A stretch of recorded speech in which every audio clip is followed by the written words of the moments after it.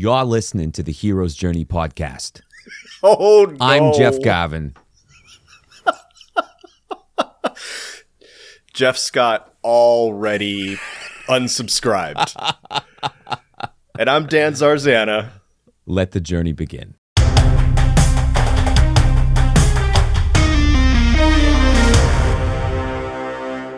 Hi, everyone, and welcome to the Hero's Journey podcast, where we discuss your favorite stories through the lens of Joseph Campbell.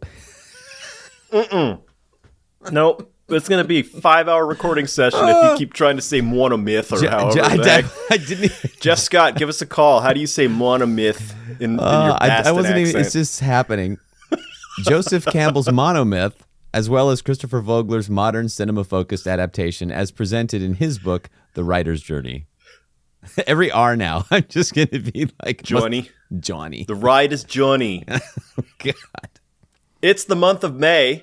In addition to celebrating Mother's Day and Memorial Day here in the United States, May is also Jeff's birthday month. Ah, yes. To commemorate those achy joints, increased budget for hair dye, and exhaling loudly when standing up from a crouch. True. Jeff has selected 3 of his favorite movies of all time that we haven't already talked about for this month's poll. It was one of the closest votes I think we've seen in a long time, if not ever. I think ever. I don't think it's ever been this close. In third place with 28% of the vote is Almost Famous, directed by Cameron Crowe. Oh. Almost Famous almost won. It had an early lead.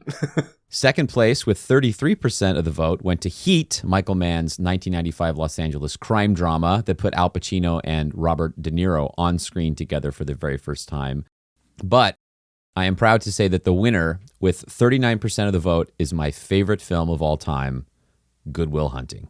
Honest and true, your favorite film of all time. It was tied with Almost Famous for a long time. And then I did my litmus test, which is, if it's really your favorite, how many times have you watched it? And I've watched Good Will Hunting 3 times as much as I've watched Almost Famous.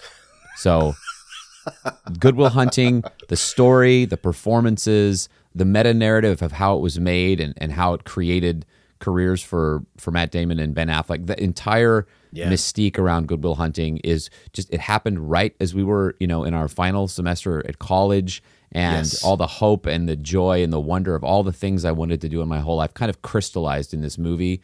And as I was watching it again last night, chunk by chunk, doing the analysis, I sobbed at the same place I always sob. And that is a powerful movie. If it can get you almost 30 years later, that's a powerful movie. Directed by Gus Van Sant, Good Will Hunting was released January 8, 1998. As Jeff said, he and I were battling through our final university semester with a budget of just $10 million. The film went on to earn more than $225 million worldwide. This was production company Miramax's second biggest box office winner at the time, just behind The English Patient, which I think earned $231 million at the box office. The film stars Matt Damon as Will Hunting. Ben Affleck, Casey Affleck, and Cole Hauser are Will's beat-em-up crew, Chucky, Morgan, and Billy. Robin Williams won the Academy Award for Best Supporting Actor for his role as psychology professor Sean McGuire. Stellan Skarsgård, one of my favorite actors ever. Or Scarfsgard. Scarfs? Huh? Scarfsgard, eh? Stellan Skarsgård Right. is an MIT... Because he wears scarves. He does. Jeff. It's a great affectation. Scarfsgard. He's an MIT math professor, Gerald Lambeau, and Minnie Driver is Will's romantic interest, Skyla. I also want to mention Scott William Winters, who plays Clark, the Michael Bolton clone douche nozzle who embarrasses Chucky in the Harvard bar. God, if there was an Academy Award for walk-on role, that guy, and he reprises it in the Good Will Hunting 2 hunting season mini movie inside of, was that Dogma? Jane Silent Bob. Yeah. Strike Back. Yeah. It's so great. Good Will Hunting was nominated for 9 Academy Awards, winning 2 of them. We already mentioned Robin Williams winning for Best Supporting Actor. Matt Damon and Ben Affleck were also awarded the Oscar for Best Writing, Screenplay written directly for the screen, period. This award is known as Best Original Screenplay these days. Okay, no more tomfoolery. No more ballyhoo. Grab a bag of caramels, brush up your sines and cosines, and let's go beat up some smart kids. This is the hero's journey of Good Will Hunting. Act 1 of the hero's journey begins with the world of common day. This is where we see our main character in their status quo, normal life. Jeff, I am exceptionally concerned about this episode because you have just said that this is your favorite movie of all time. So I'm sure you have some very strong convictions about placement of journey moments. I had a surprising amount of difficulty with this movie, partially because a lot of the elements of the movie in my memory took place in different parts of the film. Yes. So just forgive me. Well, if I make errors. No, I want to add on to that because I had, having watched this movie, God, probably more than any other movie that's not a Star Wars movie, I experienced some of the same things. And in fact, in my analysis, I have skipping these 3 scenes because they belong in a different portion of the journey. I think this will be an interesting conversation, and I promise not to dig my heels in. All right. Will Hunting, played by Matt Damon, is a 20-year-old from South Boston, or Southie, as the locals call it. He sleeps on a mattress on the floor of his studio apartment, which is littered with empty Charleston briefcases and stacks of academic texts, which he reads as fast as the rest of us flip through U.S. Weekly magazine in the grocery store checkout aisle. His best friend, played by Chucky. Nope. His best friend, Chucky, played by Ben Affleck. I am exhausted, folks. My neighbor was blasting house music till 4 a.m., and so forgive me if I am it's that house music. It takes over your body. Boom, Boom, boom. Yes, a bit more. Yes. A bit more. We'll get to that guy. Oh, George Plimpton. Okay. Matt Damon. No! Chucky is played by Ben Affleck. Oh, God, I need coffee. Picks him up every day, drives him to work, or at least to the train station. We see Will riding the train a lot. Yeah. He's a big proponent of public transportation so that he can fulfill his custodial services duties at the prestigious Massachusetts Institute of Technology, or MIT. In his leisure time, Will and his friends Chucky, Morgan, you said? Morgan. I'm so sorry, Jeff Scott. And Billy attend Little League games, engage in underage drinking at local pubs. Oh my God, that Little League scene where they're like on the bleachers and you just see them against the sky and they've got bottles and bags and they're yelling and then you cut to the fact that it's a Little League game. I remember laughing so hard in the theater that these guys were like getting hammered and yelling it, "Go on, McNamara, go Mac!" Yeah, Get Mac, it. like they know the kids' names. Hey, McNamara's up. And then cut to Little League game. Yeah. I thought it was great that these guys are very neighborhood focused. So that's one of the great things about this movie is just that the little pieces of the culture of not just South Boston, but of those guys is unique. And you get, even though Cole Hauser has the fewest lines of any character in the movie, and you immediately know who he is in the group. Matt and Ben actually wrote more lines for Cole Hauser. And Cole Hauser said, nah, every group of guys has that one quiet guy. That's me. Give all my lines to Casey. So I thought that was great. They said that that was very generous of Cole Hauser to do that. Yeah, very few young actors would have said, sure, give me fewer lines. I drew the world of common day there. So I extended it quite a bit more. The reason is because of where the call to adventure sits. So a couple other things worth mentioning in this opening sequence. The relationship between Chuck and Will is very well established, that they are brothers who have each other's back. They get each other. They're aware of what's off limits to talk about, and they don't talk about it, and they talk about everything else. So there's a restrained intimacy between them. Mm-hmm. So at the beginning of the movie, we meet Gerald Lambeau. He's a math professor at Harvard. And MIT. MIT, right. No, at MIT, duh. Skylar goes to Harvard. Lambeau teaches at MIT. He puts a big equation up on the wall in the hallway and says to his giant class, hey, we've put this Fourier system on the board and the wall, who can solve it by the end of the semester. He kind of throws down the gauntlet. And at first I'm like, okay, that's the call to adventure, right? Solve the math problem. That's the call to adventure. But I don't think it is, because it's really just part of establishing that Will is a math prodigy. Because you could see him reading math books. You could see him doing math on his mirror at home. But it doesn't prove that he's a math genius until it's confirmed by Lambo and his assistant. Oh my God, this kid got it right. So I consider that all part of the ordinary world, because we're establishing it's a long sequence, man, because we're establishing the culture of South Boston versus academic Boston.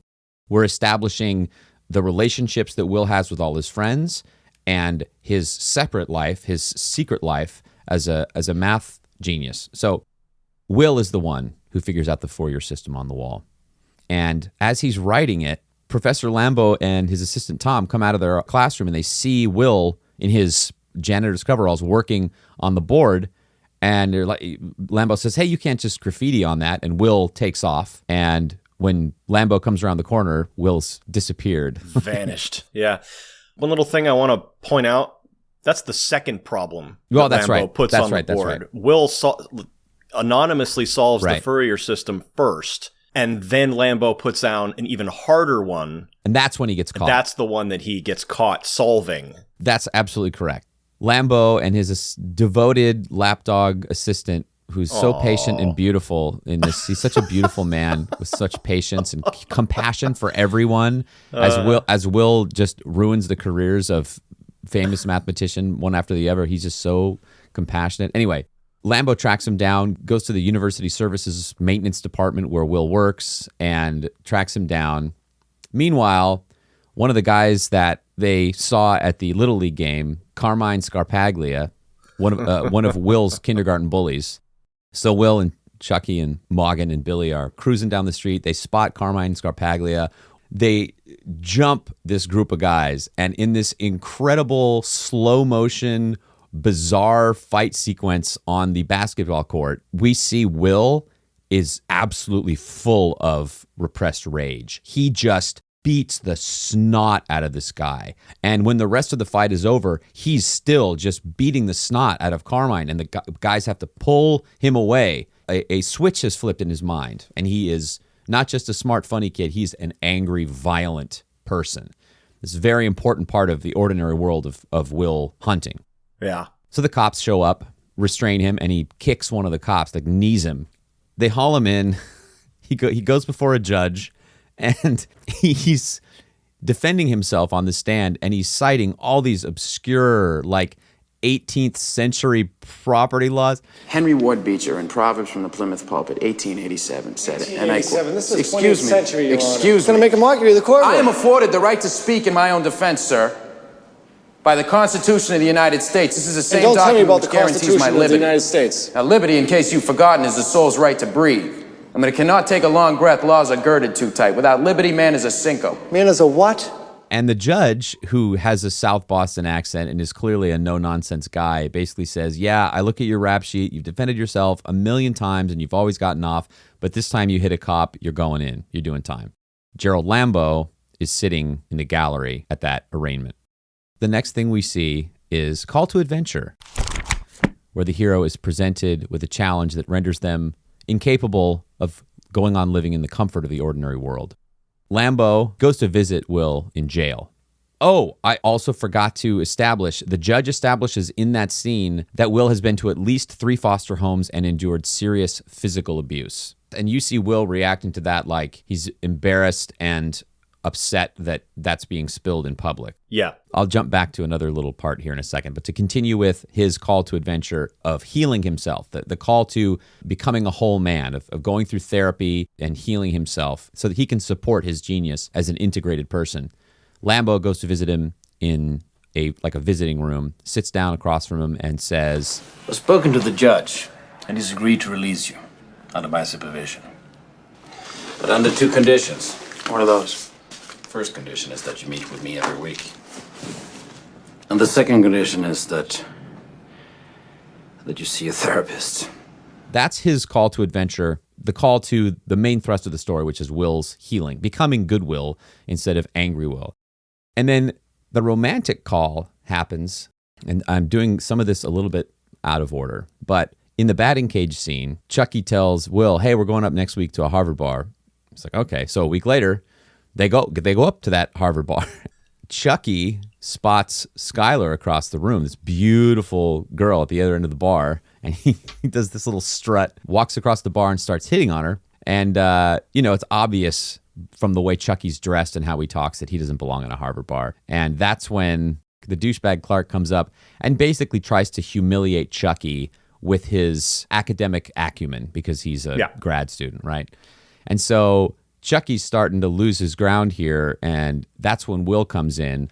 And Will, wearing a wholly ripped, worn T-shirt, talking with the same Boston accent, ripped with muscles from doing hard labor, just tears this guy's intellectual nonsense apart. Quotes, knows exactly what page the quotes he's plagiarizing is, and just absolutely shuts this guy down in front of Skylar. He says, you spent $150,000 on an education you could have got for $1.50 at late charges at the public library. So then he and Chucky go back to the end of the bar. The night goes on, and at the end of the night, Skylar comes over. You're an idiot. I've been sitting over there for 45 minutes waiting for you to come and talk to me. But I'm tired now, and I have to go home. And I couldn't sit there anymore waiting for you. Well, I'm Will. Skylar, there's my number. So maybe we can go out for coffee sometime. All right, yeah. Maybe we could just get together and eat a bunch of caramels. What do you mean? When you think about it, it's as arbitrary as drinking coffee. Oh, yeah. Okay. That's his romantic call to adventure.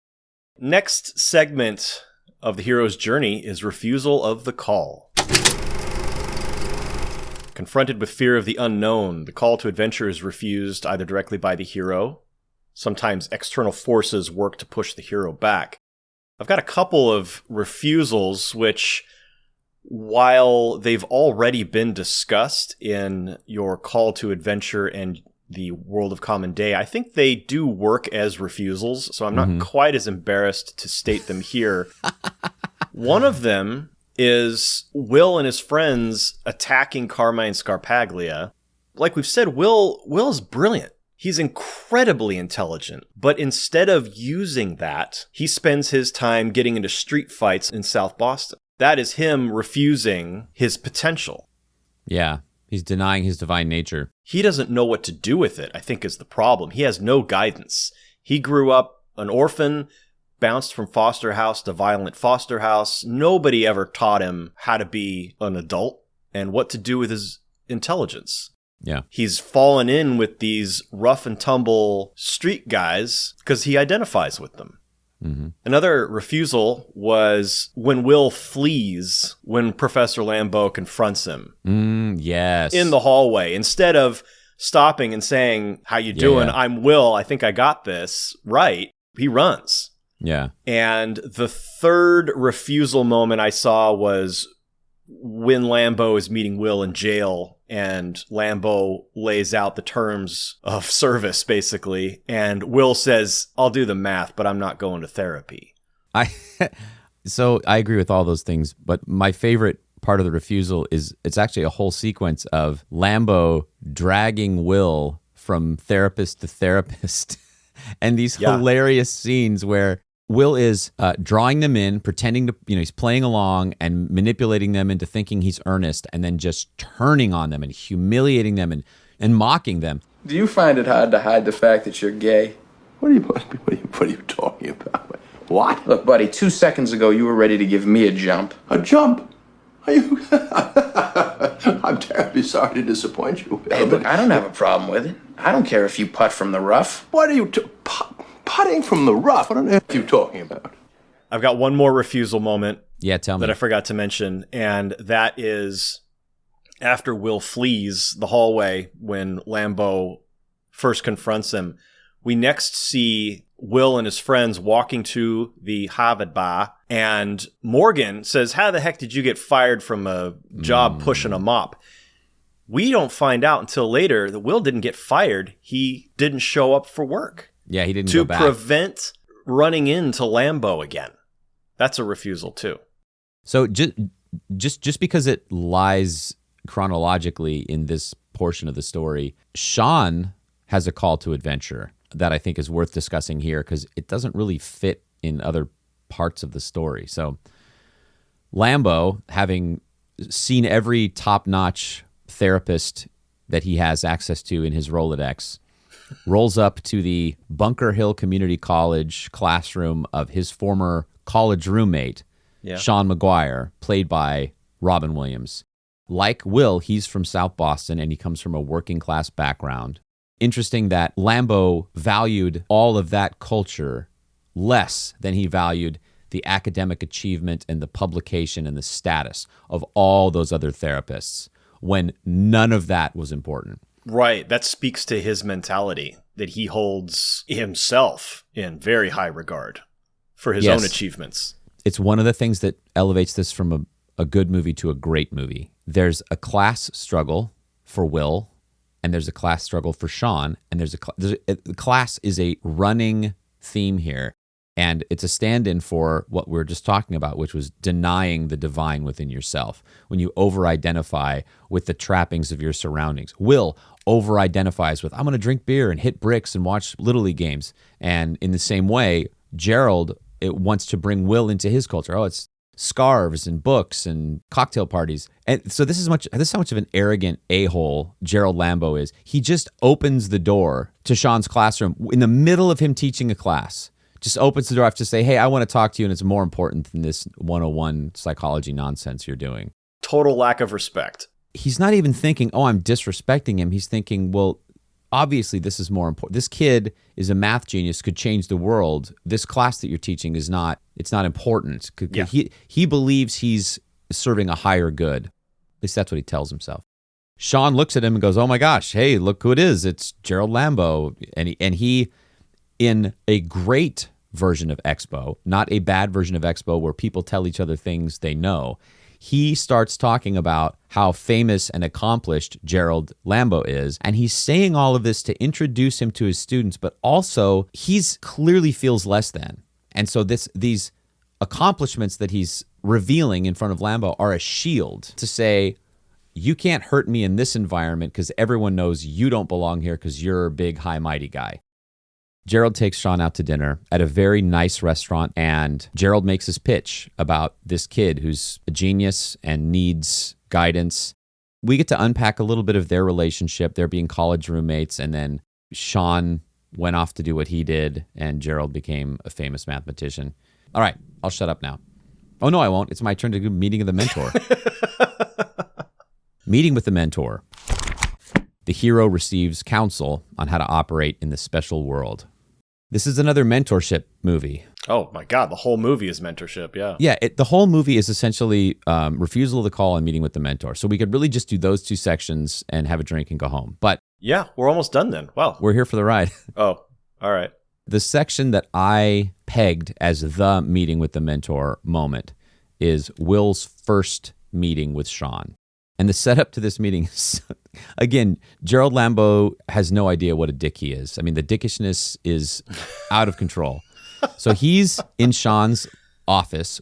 Gerald Lambo's office is huge, and oak desks and ceiling-high bookshelves and beautiful globes and Sean's office looks like dumpy chairs and just Fox Mulder's office in FBI headquarters. It's in the basement. Yeah, it's beautiful. And anyway, Tom is there, ever-present Tom is there, and they're waiting for Will to come, and Gerald's trying to admonish Sean, like, hey, you're trying to warn him, like, hey, this kid's smart, he's defensive, he's probably read your book if he could find it.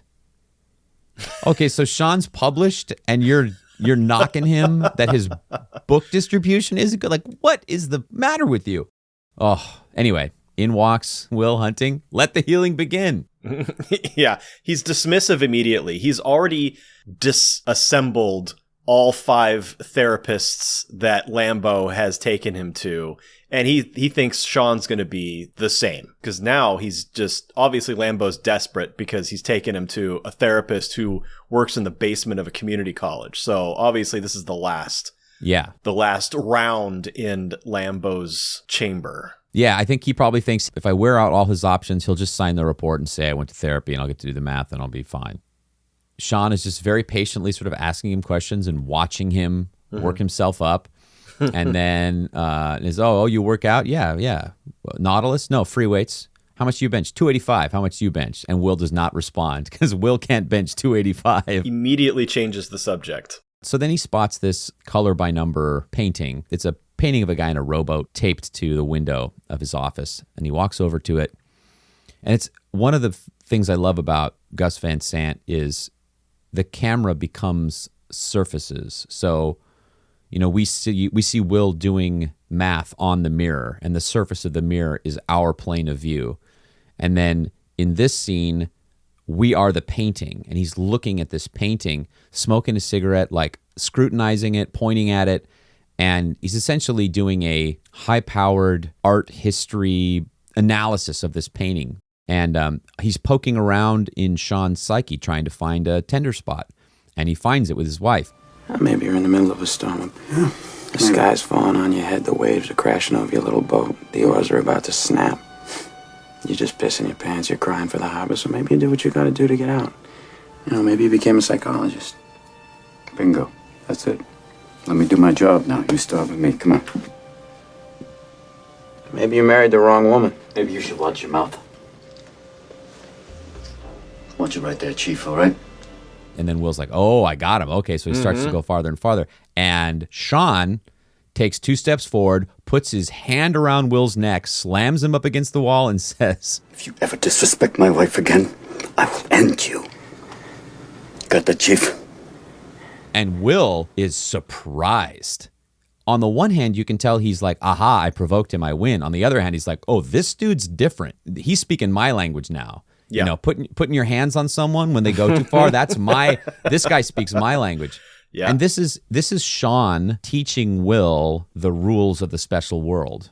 That's off limits, and you're actually going to have to be intimate with me. And if I have to put my hands on you to do it, that's how we'll do it.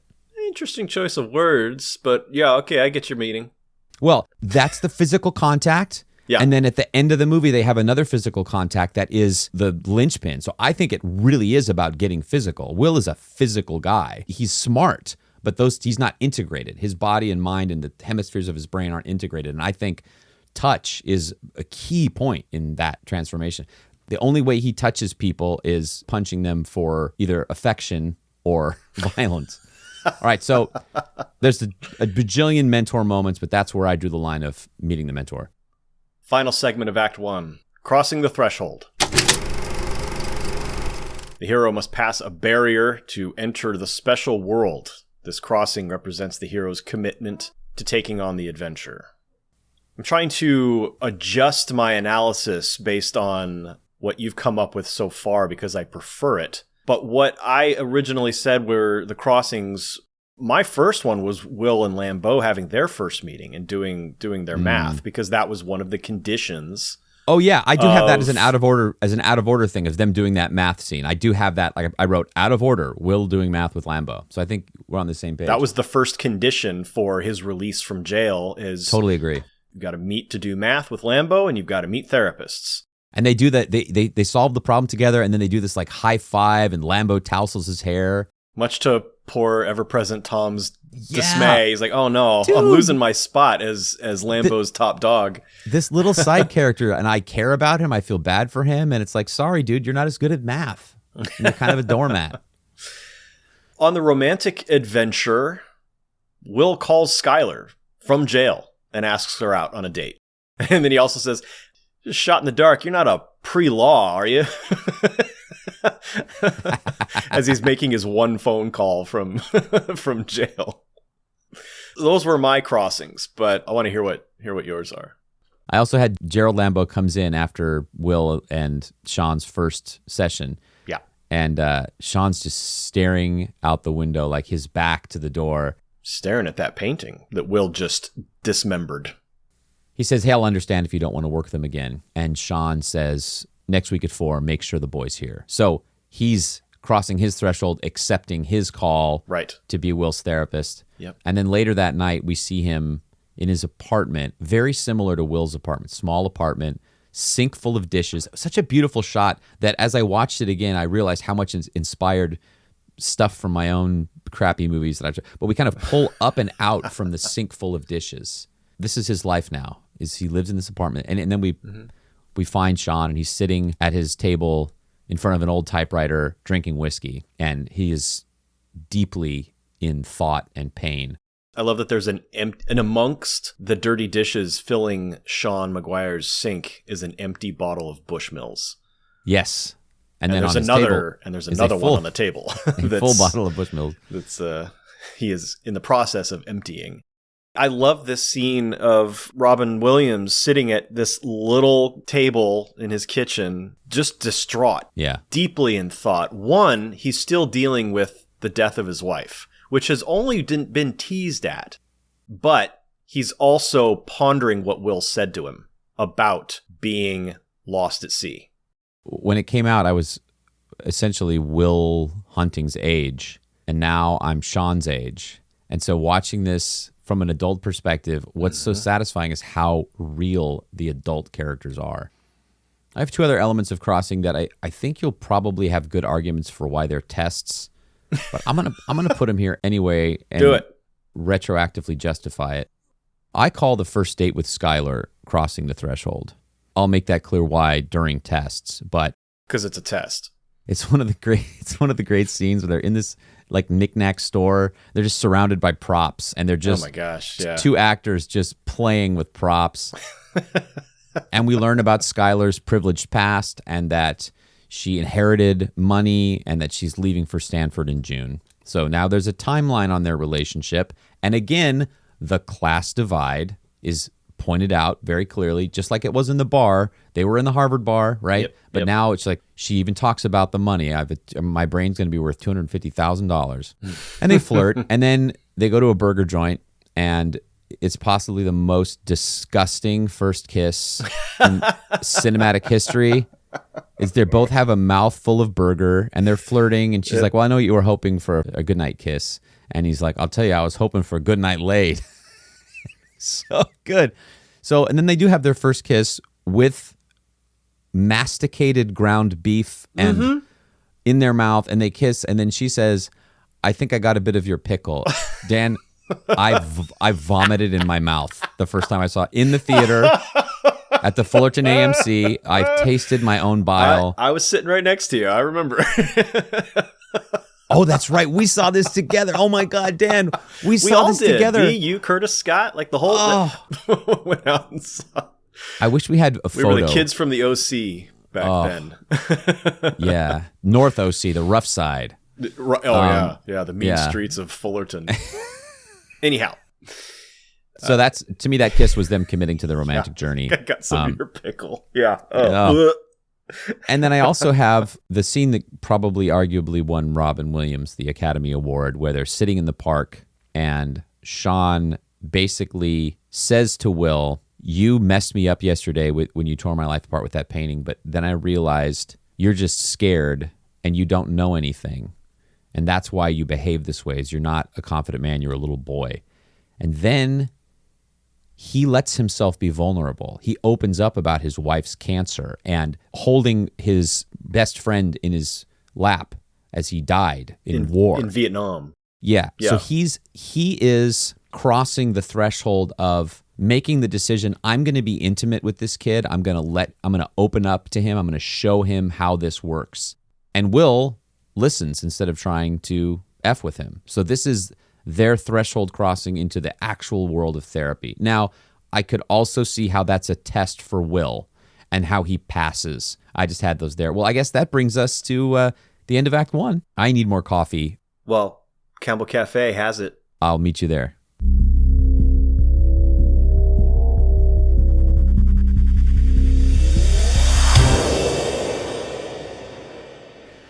Dan, we're here at the Campbell Cafe, taking a break between Act 1 and 2 to discuss what we've been watching, playing, reading. What have you been up to since X-Files? Jeff, I watched a fascinating series on Netflix called Baby Reindeer. Huh. Have you heard of this? I feel like I have. Baby Reindeer, 7-episode limited series on Netflix, is about a comedian slash bartender who is being stalked. He's working at the bar. A woman comes in, visibly upset. She sits at the bar and he says, well, what can I get you? And she says, I can't afford anything. So he says, how about a cup of tea on the house? That begins a 2-year-long stalking episode where this woman sent him tens of thousands of emails, hundreds of hours of voicemails. This is based on a real story. The show creator, Richard Gadd, plays himself in the series, although he changes his name and he changes the name of the stalker. He has been very vocal about asking people not to try to discern the identity of the stalker because he doesn't want somebody to be falsely accused and have their life ruined. It's really well done. Wow. They make the woman who stalks him, they do a great job of making her sympathetic. I saw quite a lot of Kathy Bates's Annie Wilkes from Misery in this woman's character, but she's even more well-rounded in that by the end of it, I actually felt a large measure of sympathy for this woman and what brought her to the mental place she is in that she does these kinds of things. Wow. It was a fantastic series. The episodes are short. Most of them are about 30 to 40 minutes. So 7 eps, it's less than 4 hours long, the entire series. You could binge. I binged it in a day. Wow. And I do not do that. I watch TV 1 or 2 episodes at a time, but I got through this all at once. Fantastic. Oh. Baby Reindeer on Netflix.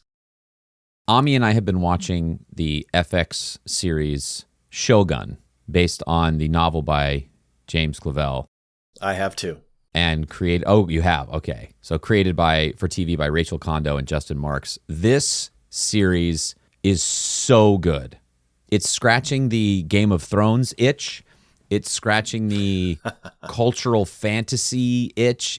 So it's 17th century Japan and all of the political intrigue, but we begin with an English sailor doing trade on behalf of the Dutch, sneaking around to avoid the Portuguese Catholics who are trying to dominate trade with Japan.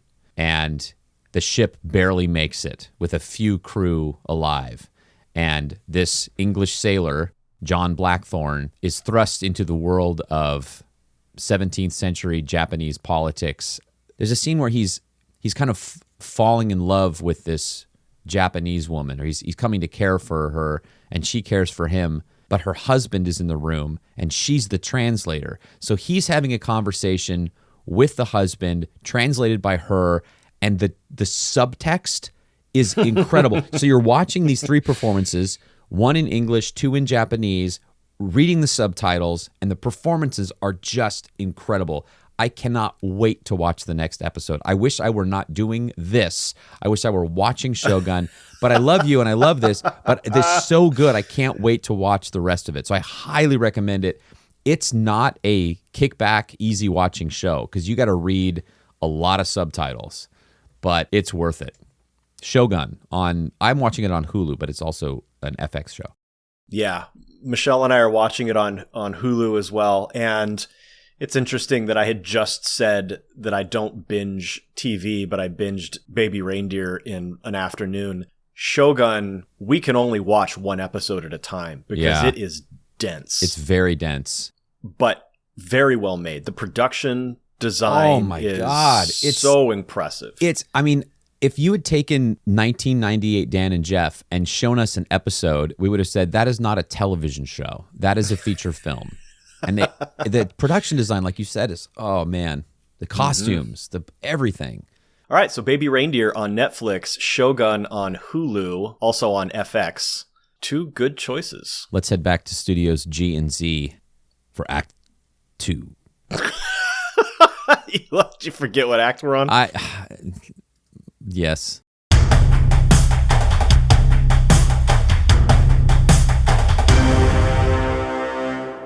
Act 2 of the hero's journey Begins with tests, allies, enemies, also known as the Road of Trials. Now in the special world, our hero makes allies, meets enemies, and must pass a series of tests to prove their worthiness. We've met everybody in this movie during the 40-minute Ordinary World sequence, but we'll recap them here. We got Chuck, Morgan, and Billy, the Bruiser Boys of South Boston. I was reading the romance subchapters of The Writer's Journey.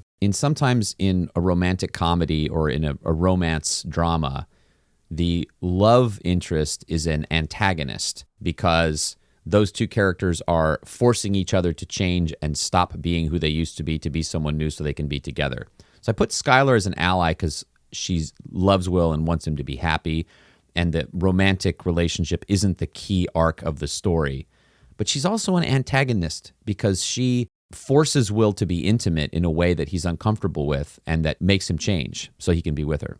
Sean is clearly an ally and a mentor. On the shapeshifter side, I really just had Lambo. I put him there because I don't think he's clear about his own motivations until toward the end of the movie. And so he goes from kind of I'm going to make myself more famous by being the guy who discovered you. And then toward the end of the movie, I think he really turns the corner with Sean's guidance into, no, we got to do what's best for Will. As far as enemies, the enemy Will is facing is Will. He is facing his past and the defenses he's built up to hide that. So I think this is a man versus himself story. Tests. My favorite part of this podcast is figuring out where tests ends and Approach the Inmost Cave begins. I wish we could just do that. That's your favorite part? Yeah. Interesting. I wish we could. We're just going to do a sub-podcast called Approach to the Approach, and it'll just be about that. That sounds awful. No one would listen to that.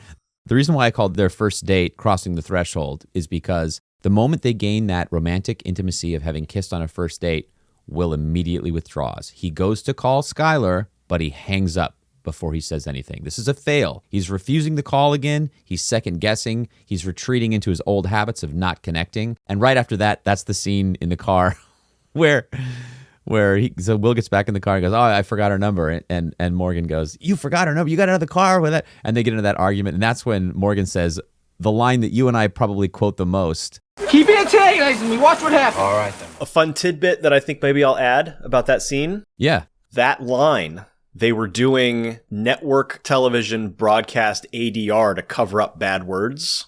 Uh-huh. And the line from Morgan was really, keep effing with me. Although he actually says the real word. I'm trying not to swear. Uh-huh. Keep effing with me. Watch what happens. The network TV safe line was keep antagonizing me. But they liked that line so much better coming out of Morgan's mouth. Yes. That they kept that in the movie. Oh my God. I love that tidbit.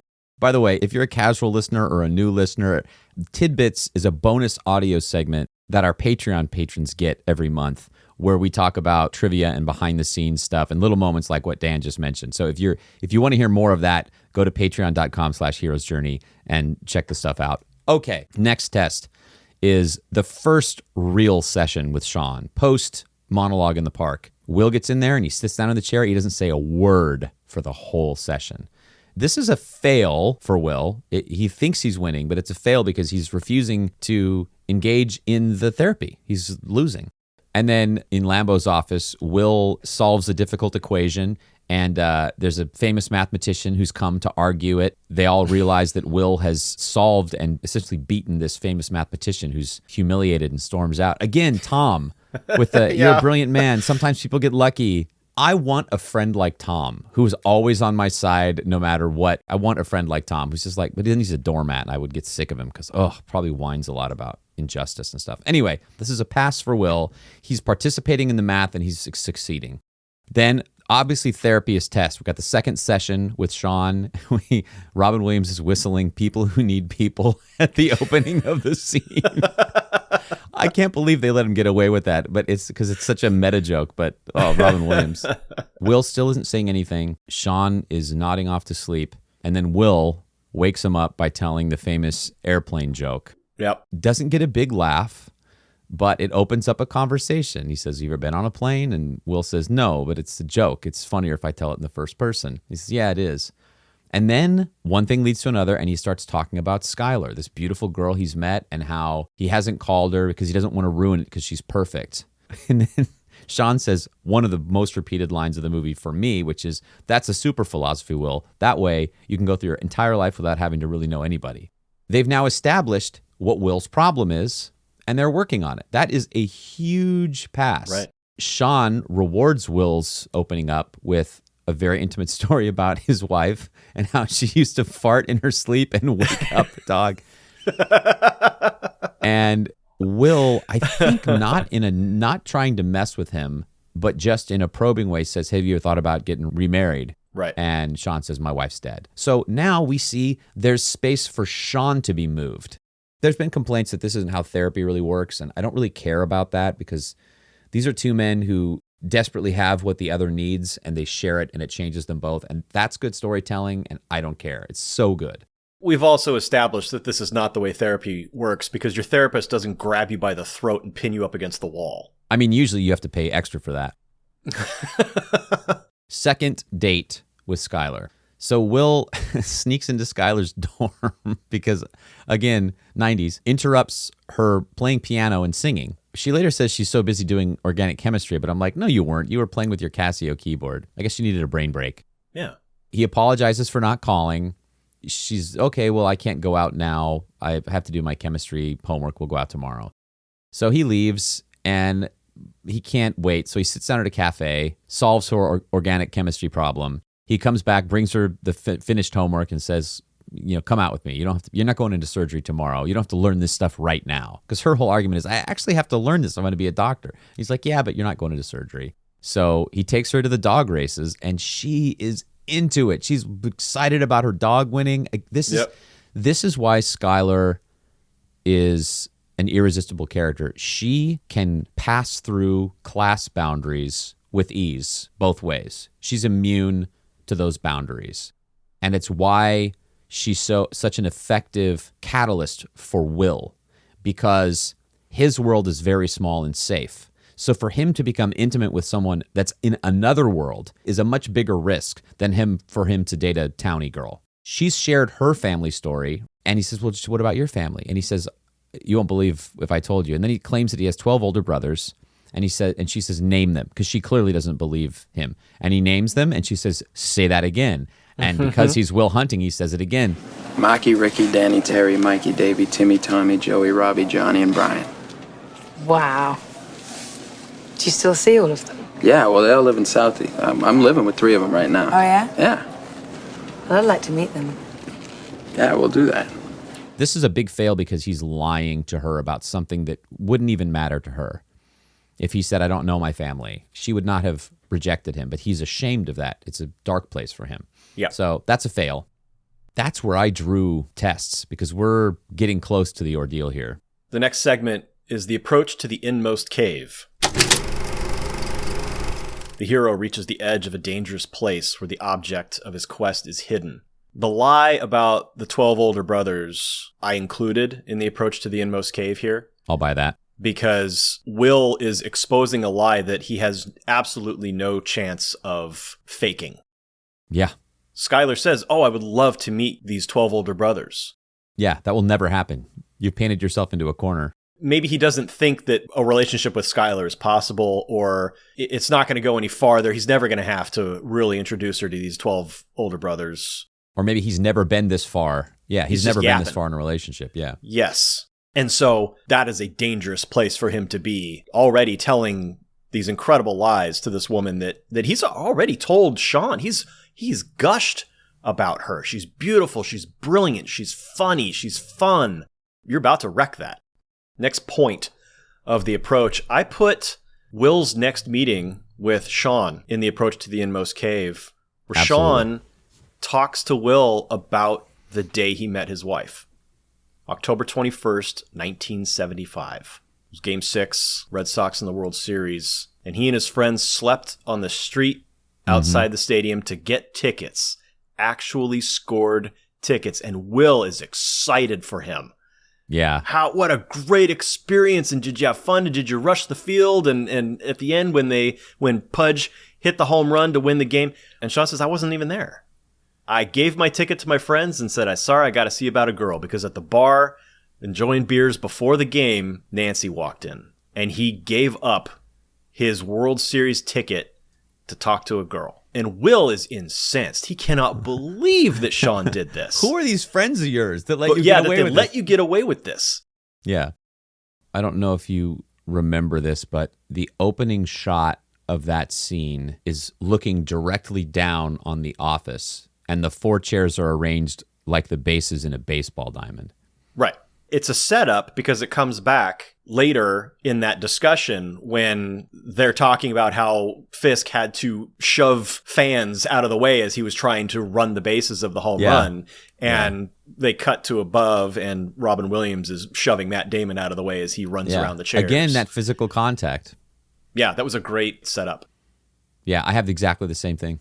And then what I have as the final moment of the approach to the Inmost Cave is Skylar jokingly threatening to withhold sex until Will introduces her to his friends. Here we're going to diverge. I imagine. I will take on Ordeal. Hero faces the ultimate test, often risking death to overcome their worst fear, or sometimes actually appearing to die. Vogler has a subsection of Ordeal called Crisis of the Heart. Mm-hmm. In a story of romance, it might be the moment of greatest intimacy, something we all desire and yet fear. Perhaps what's dying here is a hero's defensiveness. The thing you just pointed out as the last part of the approach is what I have as the ordeal, the union of the romantic, the sacred marriage. Will and Skylar are in bed together. This is the first time we've seen them in a state of undress in a bed together. Other than the first date kiss, this is the first physical intimacy we have witnessed. Now, Skylar says something like, why do we always stay here? So we're led to believe this has happened before, but we haven't seen it before. She asks him, why don't we ever go to your place? When am I going to meet your brothers and your friends? And then, like you said, she threatens to hold out sex until she meets his friends. And he finally agrees, okay, I'm going to let you into my life. Now, not fully. He doesn't admit that he doesn't have the brothers, but he says, okay, I'm going to, and he calls Chuck. It's a funny moment where he calls Chuck and right. Chuck's like, what? Nothing, Chuck, go. He's like, can I get an advance payment? It's 4 a.m. He's like, they're probably up. I'll call them right now. I was so persuaded that this was true that I went back and played both scenes several times. So when Chuck is telling his joke at the pub in the next scene, he says, what? Uh-huh. And I'm like, I think that's the same what. And if you listen to it, it's like, okay, they could have taken that what and pitched it down and put phone. But anyway, could have been the same what. I tried to find if that was true, but I didn't find it. It might be. Ben Affleck said that he did not record that line for that scene. They took his audio from a different scene and put it okay. there. I think that's it then. Yep. Oh, amazing when I'm actually right about a detail. Only in this movie. Anyway, so... It's a very subtle thing, and I really struggled finding the ordeal. But, sometimes we reverse engineer ordeal by finding reward and finding approach. Yeah. I think in this unconventional movie, this is the most intimate Will is up until this point in the movie. Sharing that moment of intimacy, putting himself at risk, letting down his defenses. That's what I've got for ordeal. You're right. It's the most intimate that we've seen them. That's why I had it as the approach to the Inmost Cave, because it is a hint of what they've established, that Will has allowed himself to be in a very vulnerable position, and he's, he could screw it up because he's telling lies, and things could go very badly for him here. I felt that the ordeal was Will introducing Skylar to his friends, taking her to their, the L Street Tavern or the L Street Pub. Mm-hmm. Think back to being that age and finally introducing your girlfriend to your friends and your friends to your girlfriend. What if they don't like each other? That can and will and has ended friendships. It is the most dangerous place. Will's friends are the most important people to him. And now he's met this woman that he's absolutely taken with. Skylar wins the friends over. Again, you talked about Skylar's ability to cross class lines and culture lines. She is the only woman in this group. It's 4 guys and her at this table in this pub. And she wins them over by telling them this absolutely filthy joke, which is hilarious. It's got props. It's great. I can't even put the clip in. No, you can't. To the episode because it's a visual joke. And so she also seamlessly navigates the dynamic with Morgan without making him feel like an idiot. Like she just kind of gets it and includes him. And yeah, she's I keep trying to think of the word of someone who can pass all boundaries. She's a free traveler. She's not inhibited by any kind of social boundaries. I've got another element of the ordeal. Sean and Lambo meeting for lunch. They get into a screaming match about how to handle Will's future. Lambo wants Will to meet his contacts. He's set up job interviews for Will that will challenge him and help him thrive, make him a productive member of society. And Sean doesn't think Will's ready for that. He's still mending. He's not ready for that pressure. Yeah, it's too much. So I had the scene where Skylar goes to meet the boys as reward. The reason why is he's taking this big risk, and all of a sudden what happens is he sees his world integrated. He has this beautiful moment where he doesn't have to hide, where he realizes, wow, this thing I was afraid of is actually wonderful. Yep. And I just think that's such an important part of his development that it has to be a result of the risk he took by saying yes. One element, though, at the end of that scene, yes, when they're all leaving, Chucky gives Will the keys to his car, and he and Morgan are going to walk home. And Skylar's saying, but wait, I thought we were going to go meet your brothers. And Will has to say, no, not tonight. And he and Chucky share a look. And again, you said earlier, Chucky and Will have an understanding about the things they're going to talk about and the things that are off limits. And Chucky knows in that moment not to call Will out.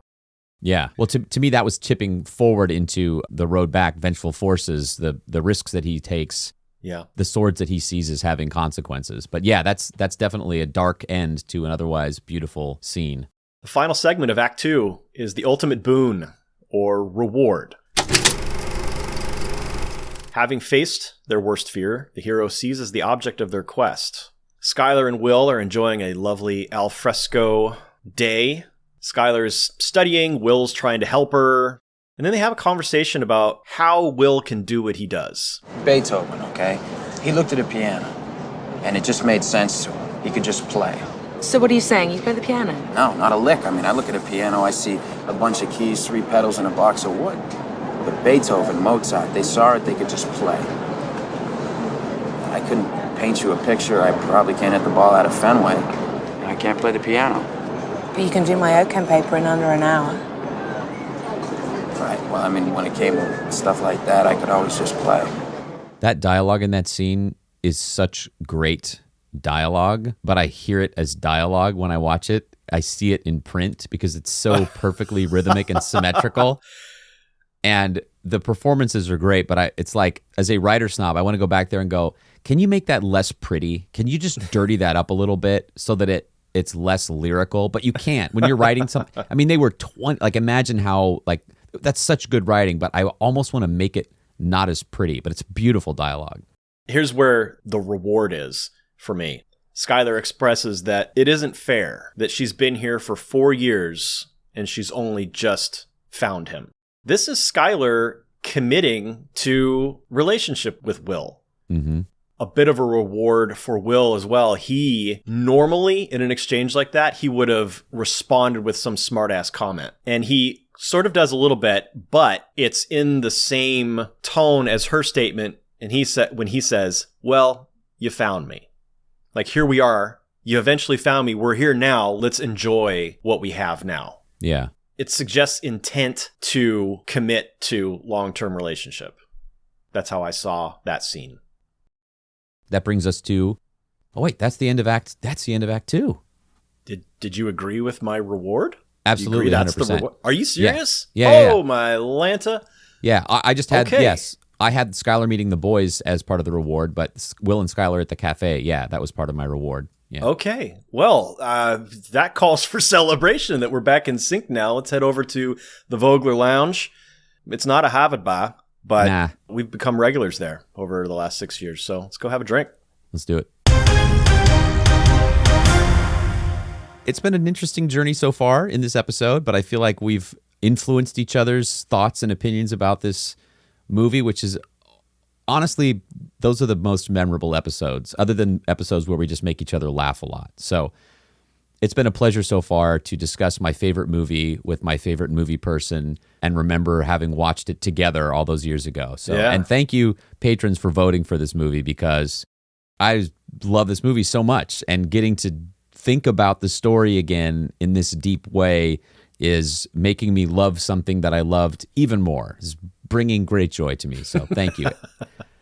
Dan, I want you to go first on the drink. There were plenty of beverage options available in this film that were right there on screen. I didn't go with any of those. Good. I went to the wine aisle of my local grocery store again. Came up this time with a California Pinot Noir 2021 vintage called Rebellious.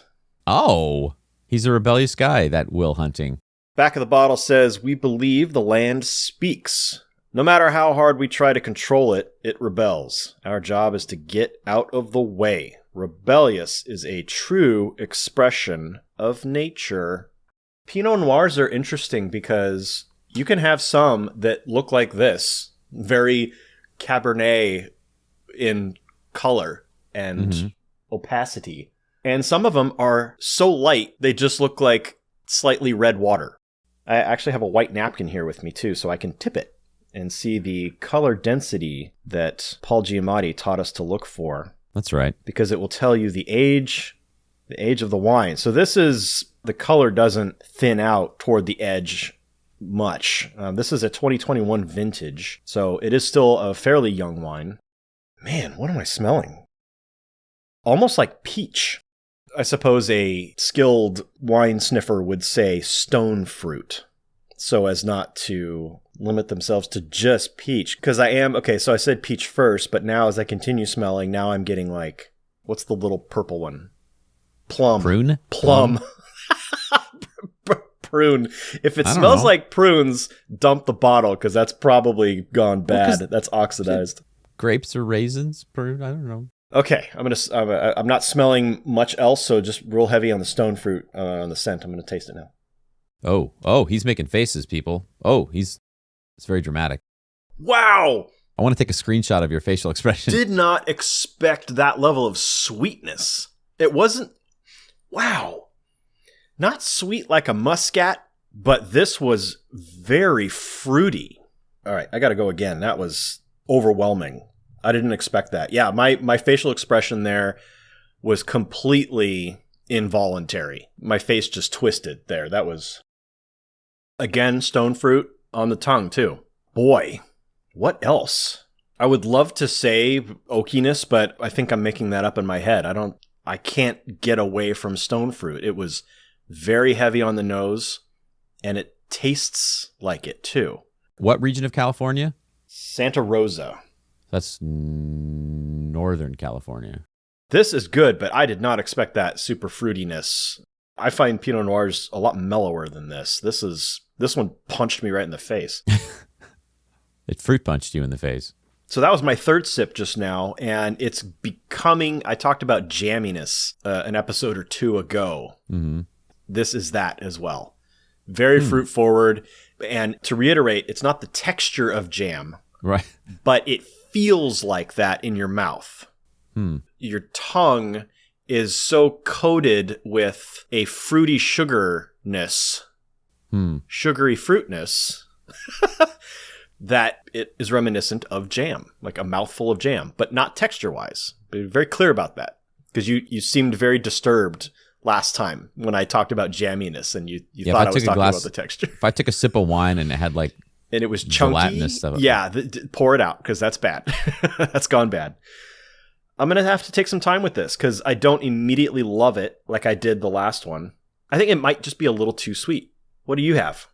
I really wanted to get Stroh's, because you can see them drinking Stroh's in the bar. You can't see the whole label, but I could not find Stroh's beer, so I went with Sean's Classic, honoring my own Irish heritage, and I got some Bushmills. He drinks it straight. I put ice in it because I'm too old to drink things the way other people want me to drink them. So What? Here we go. Okay, it smells sweet.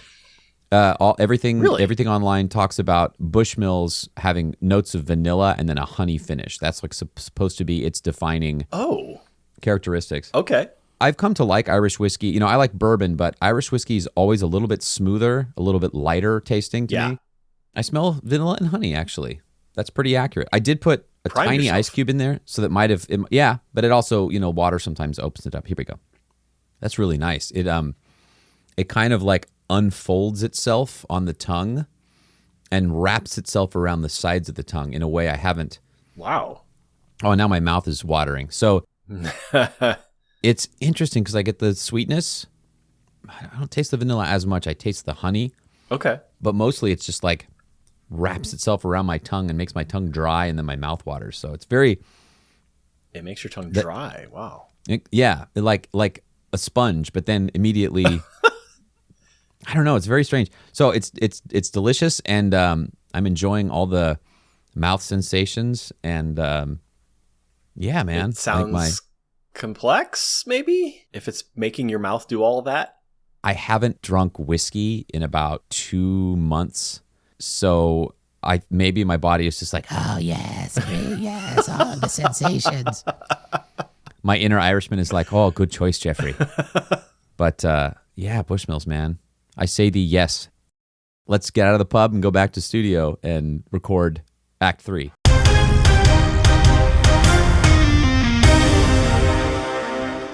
Act 3 of the hero's journey begins with the road back. The hero is pursued by vengeful forces they disturbed when they seized the object of their quest. Vengeful forces here are the consequences of Will's changing and the consequences of Will's not changing. So his dip into intimacy has consequences, and so do his lies. And so Will rejects Skylar. So they're in bed together. Skylar asks Will to come to California with her. Will reacts very poorly. Oh, man. He panics. All his fears come to the surface, so much so that his inner child comes out in his vocabulary. He says, we'll get there and you'll want to take back. Adults don't talk about take backs. That's a child thing. Come on. In a moment of emotional like that, no, I wouldn't use that word. You a low income kid from Southie, Jeff? You know how they talk? Look at the script. How these guys talk to each other all day long. I think it was an intentional choice to bring out his childish reaction to it. It was an intentional choice to bring him back to the person that he's most comfortable being, which is an inert kid from Southie with that language. I agree with you. I'm just saying it's not childish. It's just how he and his friends talk. Maybe that in and of itself is childish because they haven't grown up yet. They are inert, but I disagree. I think it's a specific psychological indication that he is regressing to childhood, abandonment issues, all the stuff that he talks about with Sean at the end. So that's okay. We can disagree about that. He says, I have a job. I live here. And she goes to, well, if you don't love me, you should just tell me. And it's like, wow, these are two people who are scared of being left. Yeah. She's doing better because she's flexible and she's moving around in the conversation, but she goes straight to, oh, you don't want to come to California. If you don't love me, you should just tell me. Then she gets on the offense. She says, you live in this little world where no one challenges you. And he blows up at her and says, well, you're a rich brat who's been slumming it with the poor kids. And she's, what's your obsession with this money? I got the money because my dad died when I was 13. And you're afraid I won't love you back. It's this whole talking around the issue of intimacy. And when he backs her into a corner, she says, well, what about your 12 brothers? And that sets him off because now she's caught him in a lie. Yeah. Not only that, but it's clear that she never believed the lie fully and that she stayed with him anyway. And that's like a huge dangerous thing for him, that he might be accepted by someone even with his flaws.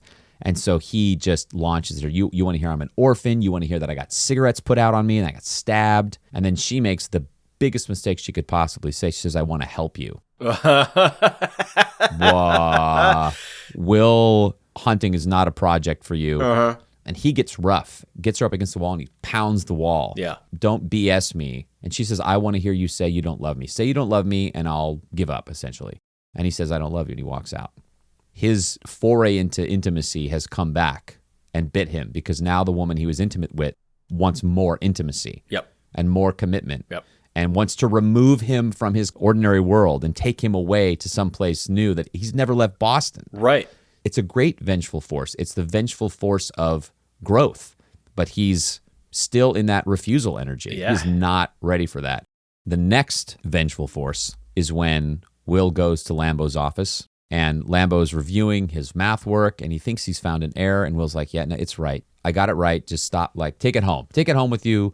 Don't waste my time here trying to correct it. It's right. Right. And Lambo, his ego is really tied up, and he's realizing he's not as smart as Will, and he's never going to be able to outwit him. So the best he can do is guide him. So he said, well, what happened at the McNeil meeting? And Will says, I sent my associate. And this is just the biggest blow to Lambo because all Lambo has is his reputation. He does not have a partner. He's no longer the smartest guy in the room. All he has is his status.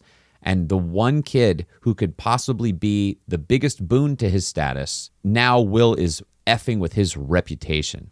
And in the first moment of really making personal demands of Will, he says, I think you could show a little appreciation.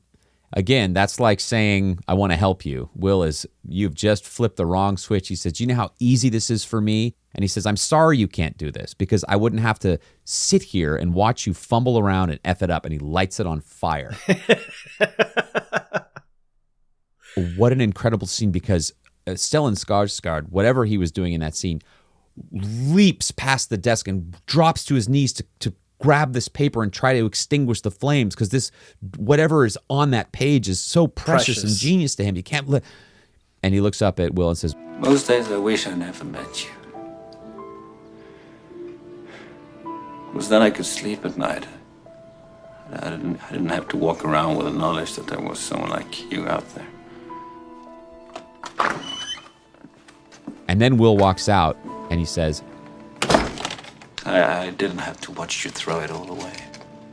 I mean, I'm going to get emotional. If you create characters who both need something from each other that the other can't give, and then you spend an entire movie trying to do that, and then it breaks down in Act 3, that is, if that's not what storytelling is for, then I don't know what.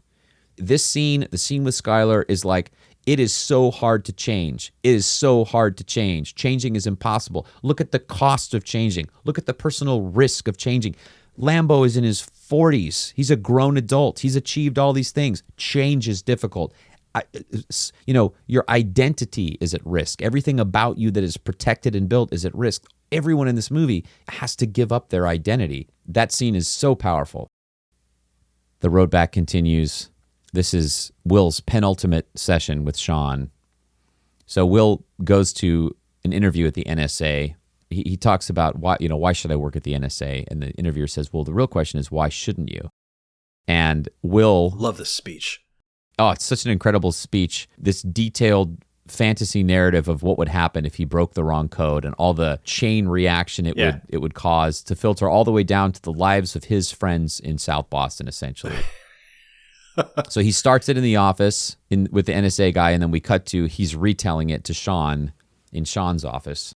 Sean's not impressed. He says, changes the subject, essentially. He says, do you have a soulmate? And Will's confused. Well, yeah, Chucky. And he says, no, someone who challenges you, someone who makes you step outside your comfort zone. And he starts naming dead writers.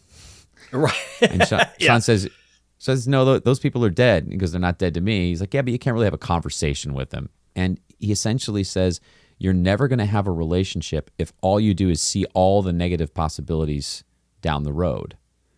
He said, who are you? Who do you want to be? This is really the meat of the work that they've building up to. And they start talking about jobs. Why did he shun the NSA job? Well, because he wants a job with honor. Laying brick, that's an honorable profession. I built someone's house. If I'm a mechanic, that means someone can get to work the next day because of me. Sean said, yeah, my dad laid brick. That's honorable. It's real honorable. It's real honor. I'm sure that's why you took that job at MIT 40 minutes away, because it's honorable so those college kids can have clean floors and empty wastebaskets. Sean says, what do you want to do? And that's when Will says, I want to be a shepherd. And Sean says, all right, enough, get out. Just quit wasting my time. You want to jerk off, go do it at home. He kicks Will out, and Will is kind of stunned. He's supposed to not be abandoned, and now he's being kicked out by the one guy who's supposed to not abandon him. Right. But this is Sean going, here are the boundaries, man. If you're not willing to go the next step, then we're done. So then Skylar is leaving, and I can't handle airport scenes with girls leaving. I can't.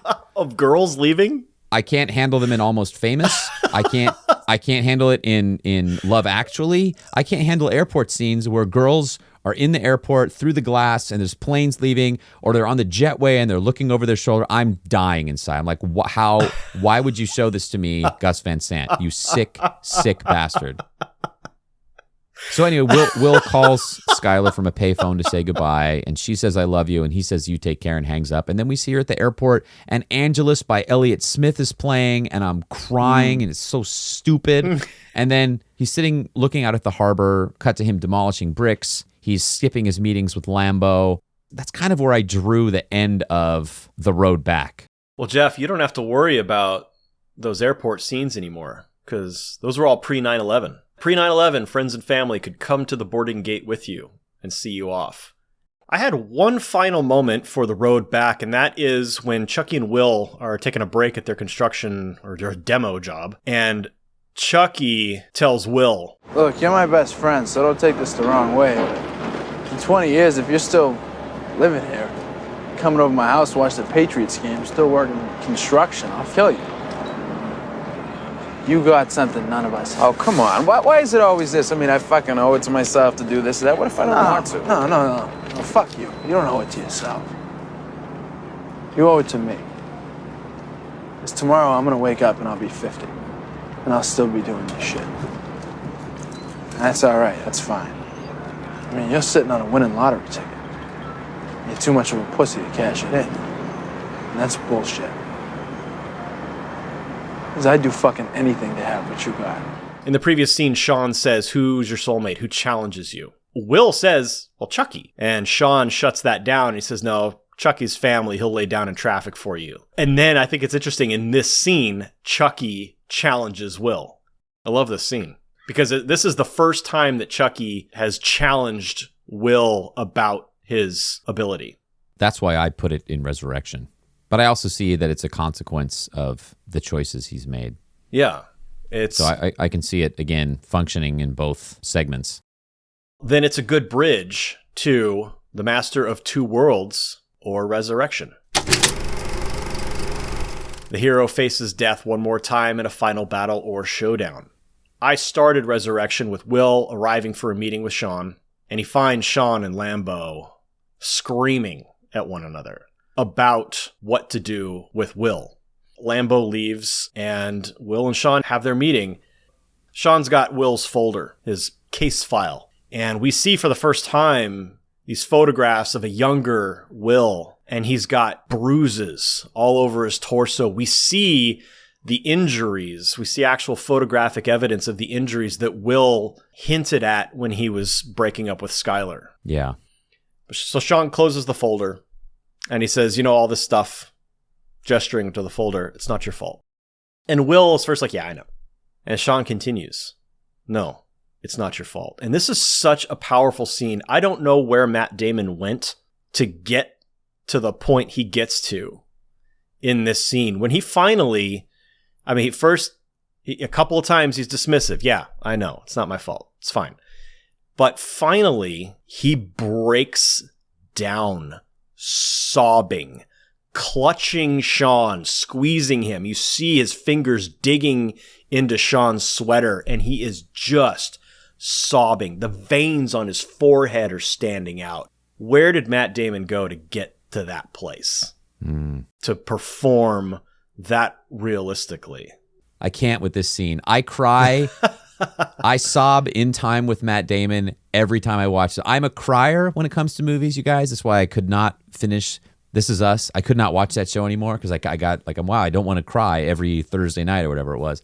This movie kills me every time. Every time. I could watch it again right now, would cry at that scene. So cathartic. Will then rides the train home, and he's sitting in his chair looking up at a naked light bulb. And my first thought was, is this a visual metaphor for Will having seen the light? Is that what this is? Why is he staring at a light bulb? Is it just giving him something to focus on? Because right now, after breaking down with Sean, his shield is destroyed, this barrier that he had built up around himself, and staring at this light bulb is giving him focus. I'm just guessing. I have not experienced Will Hunting's experience, so I don't know what he's going through. But Will does go to the McNeil Company again, and they offer him a job, and he gives the good news to Sean at their final meeting, and he thanks Sean for everything. Time's up. So that's it? So we're done? Yeah, that's it. You're done. You're a free man. I just want you to know, Sean, that you're welcome, Will. And he tells Sean, I would like to keep in touch.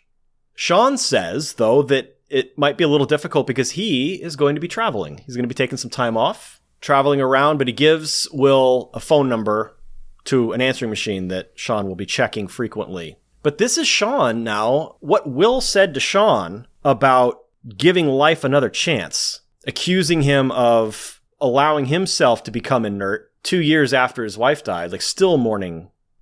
And that affected Sean. We talked a little bit about the two of them having something that they each need. This is Sean reflecting that what Will gave him had an effect on him, and he's going to go travel again and see what happens in his life. And I love that Sean changed in that way. Mm-hmm. And as Will leaves this final meeting with Sean, Sean says to Will, "Good luck, son." And I wondered if that is the only not time chief, Will... Not sport, right, but son. Right. Yeah. Is that the only time Will can ever remember anybody ever calling him son?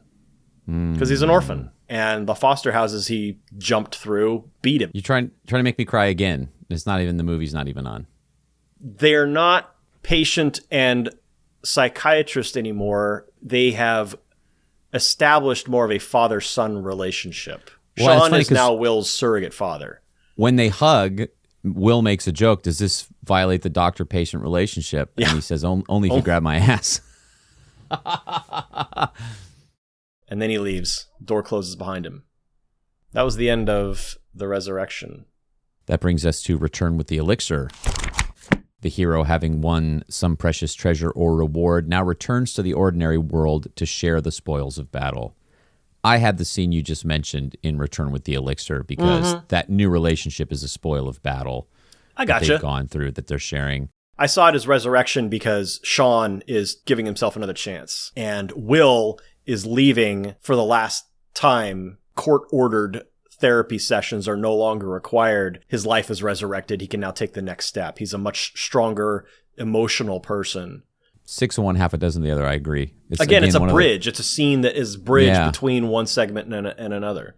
Yeah, so I agree. It straddles the fence there. So Will comes to the pub. He meets his boys at the pub. Chucky says happy birthday, and they take him outside to give him his birthday beatings. Because that's how they express affection. But instead, they have pieced together, saved up money, bought parts, hired Morgan to do some work on it, and they have put together for him the ugliest. He even says, "This is the ugliest car I've ever seen in my life." But of course, it's the purest expression of their love for him because it's his ticket to freedom. He doesn't have to hitch a ride anymore or ride the train. He's in the driver's seat. It's also a wonderful metaphor. Yeah. And one of my favorite moments of Cole Hauser's in the movies when they pop the hood and he says, "It's a good engine. It's good. It's a good car." Yeah. You can just see the pride he has taken. Uh-huh. The classic scene of men standing around the engine of a car. Not admitting that acts of service is their love language. Uh-huh. Jerry comes to Sean's office to apologize, but Sean beats him to it and apologizes. They both apologize, and Jerry takes him out for a drink. Will has helped them transform their relationship by coming to terms with all the BS between them. On some level, Sean was unwilling to believe that he was a failure. His real failure was not recovering and re-engaging in life after his wife's death. And Will has helped him with that. And Jerry's failure was not realizing that his identity was so threatened by Will that he's realized, I have to find a way to relate in the world without that identity because I'm not the smartest guy anymore. Right. So many movies are about men, but there are very few movies that are about men going through the hardest thing for men to go through, and this is that movie. And all the Irish Catholic Southie machismo and stuff like that gets peeled away from all of them. And I think that's why this movie is so profoundly moving to me. It's these three flawed men becoming better. Hopefully Jerry isn't going to date his students anymore. There's a great little intercut sequence, so tense. Will rolls up to Sean's house. Sean's in his second floor apartment packing his suitcase, and Will slips a note into his mailbox and drives away. And we see Sean looking out the window. Maybe he sees the car, wonders what's happening. We cut to Chucky, who in the scene, 10 minutes ago in the movie, has told Will, the best part of my day is the 10 seconds between the time I pull up to the curb and the time I knock on your door. The possibility that you won't be there. You'll just be gone. No note, no explanation. You're just gone. And we see that happen. He walks up to the door, he knocks on the door, he's waiting there, peers inside, sees that the apartment is clean and the blanket is folded on the mattress, and he's gone. And Ben Affleck has this amazing, it's like a 10 or 15 second series of shots where he realizes Will's gone, smiles, then feels the pain of having lost his friend, then smiles again. Yeah. He just processes it all in like 10 seconds, turns around, he walks back to the car and he shrugs like, he's not here. Yeah. And the perfect cap on the scene is Morgan is thrilled because he gets out of the back seat and he gets to ride shotgun. You're right. He's just promoted. So triumphant. They said that Casey Affleck and Cole Hauser actually argued about which one of them would get to be the guy that takes shotgun in Will's place. Like, just like those two friends really would have done in that moment. That's funny. Sean comes downstairs, pops open his mailbox and sees the note. And it says, if the professor comes asking about the job, just tell him, I had to go see about a girl. Robin Williams improvs the last line in the movie, son of a bitch, he stole my line. And then we cut to Will driving off along the highway in that beat-up, ugly car, and Elliott Smith's Miss Misery, which got nominated for an Oscar, plays, and we fade to credits. That is a lot of film just rolling while the credits are playing. We talk about that $10 million budget. How much of that was just the processing for the credits? The camera car following Will down the Massachusetts highway, rolling. At Disneyland, I ran into a couple kids. They were, late teens, early 20s maybe, and had a Chapman sweatshirt on. He's like, I'm going to Chapman Film School next year. And we started talking about technology. And I said, because he wanted to be a cinematographer. We were still in the class where he had to shoot on film. And I said, the most expensive part of making a movie back then was the actual film. I said, I think I raised $6,000 and $4,000 of it went to film and processing. And he looked at me like, what are you talking about? I'm like, yeah, man.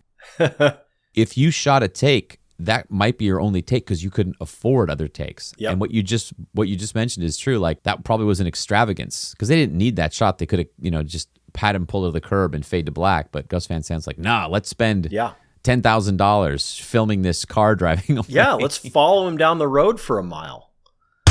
And folks, that's an important story Jeff just told because he also went to Chapman. That was the connection there. Both of us went to film school. Just cut FY information. Listeners and patrons, thank you so much for joining us for this episode. Please share this with your friends and your family and your community of writers and movie lovers. Word of mouth is still the number one way you can support this podcast and keep us coming back to make more episodes. We would also... We would also greatly appreciate it if you would like, subscribe, rate, review on whichever podcast app you're using. Whatever you can do to show other podcast listeners that we're a podcast worth listening to. You can also listen to us directly on our website at heroesjourneypodcast.com. And if you would like to support us as a patron, please visit patreon.com/heroesjourneypodcast and see if one of the tiers appeals to you. Thank you to all our patrons who make this show possible, including our demigod patrons, and I'm not going to read all your names in a Boston accent. Oh, I can hear Jeff Scott pumping the shotgun. Boo. John Peterson Jr., Scott Sanford, Ricky Garvin, Jeff Scott, there you go, Joseph Wilbur, Michelle Calderon, Ami Garvin, Salathiel Jones, Jasmine and Pete Hudson, Mike and Susie Zarzana, Randy Sparks, and Brad Gustafson. A little news break from the editing room in Studio Z with an upgrading from Mentor to Demigod this month. Melanie Nelson. Melanie, thank you so much. Special thanks to Taylor Jordan for composing our theme music. Thank you to Jason Dorff for the episode artwork. Links to their portfolios can be found on the About page of heroesjourneypodcast.com. The trademark Heroes Journey is used under license from the Joseph Campbell Foundation. Visit jcf.org to learn more about how the foundation promotes and celebrates the work of Joseph Campbell. Good Will Hunting is copyright 1997 Miramax Film Corp. Thanks again for listening. Until next time. Journey on.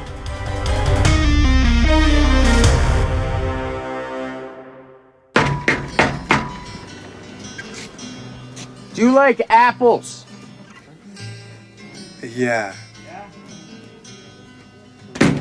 Well, I got a number. How do you like them apples?